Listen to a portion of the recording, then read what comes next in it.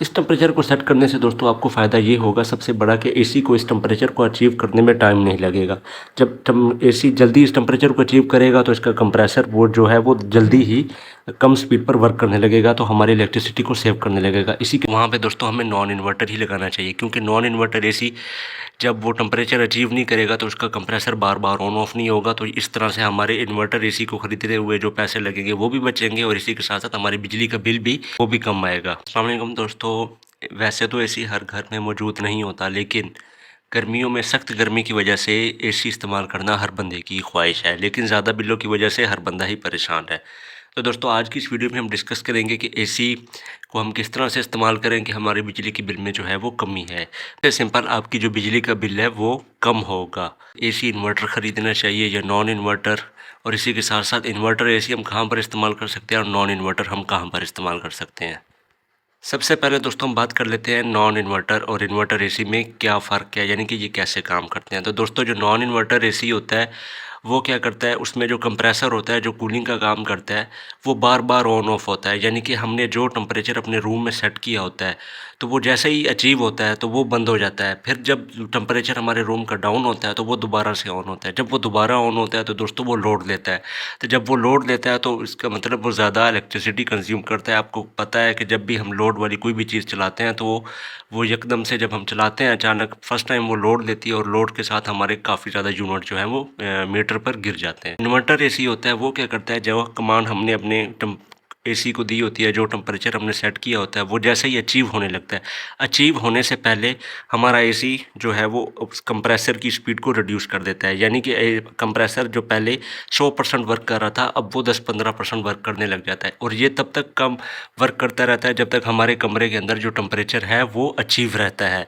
तो इसका मतलब ये हुआ कि इस तरह से वो हमारी इलेक्ट्रिसिटी को कंज्यूम करता है बार बार ऑन ऑफ ना होने की वजह से।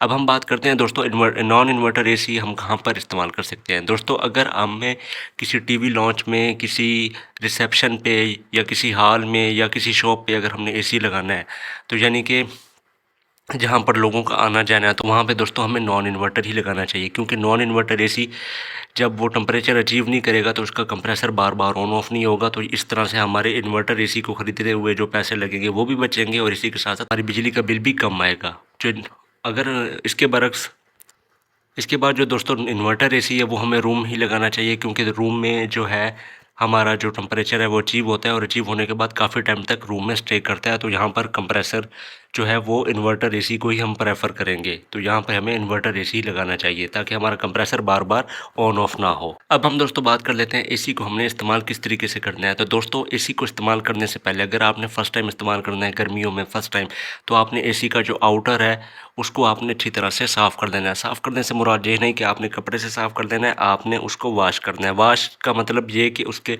जो कंडेंसर होता है जो फ़ैन के पीछे लगा होता है, आपने उसको पानी की मदद से धो लेना है। आपने किसी पाइप की मदद से नहीं धोना, किसी पानी को प्रेशर से नहीं मारना, आपने सिंपल पानी को इस तरह से बर्तन की मदद से गिराना है ताकि उसके ऊपर जितनी भी डस्ट हो वो क्लीन हो जाए और वो अच्छा तरीके से काम कर सके।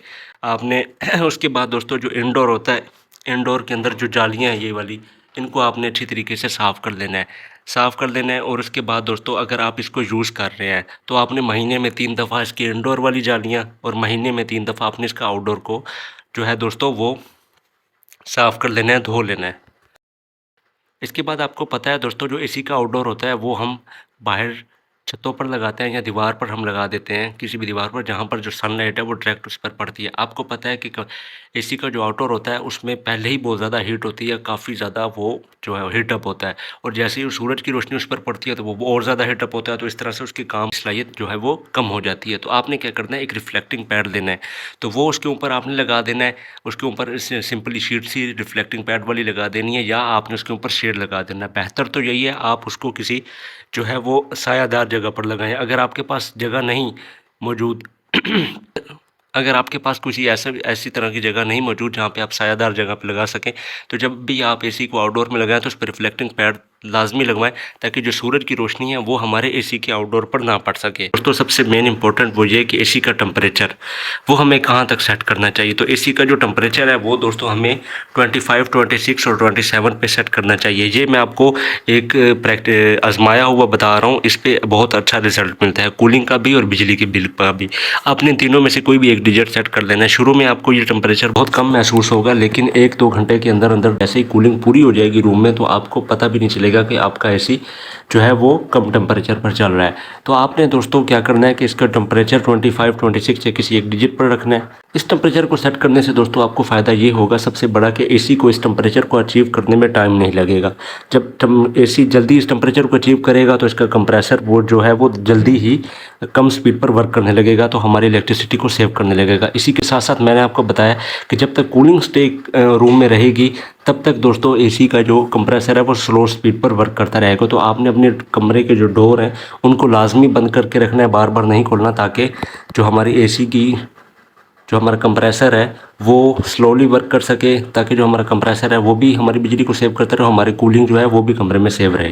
तो दोस्तों इस तरीके से आप अपनी बिजली की बिल को कम कर सकते हैं, इस तरीके से आप एसी को जो है वो इस्तेमाल कर सकते हैं। तो दोस्तों ये एक छोटी सी मालूमाती वीडियो थी। वीडियो आपको कैसी लगी? वीडियो अच्छी लगी तो वीडियो को लाइक शेयर और चैनल को सब्सक्राइब लाजमी कीजिएगा।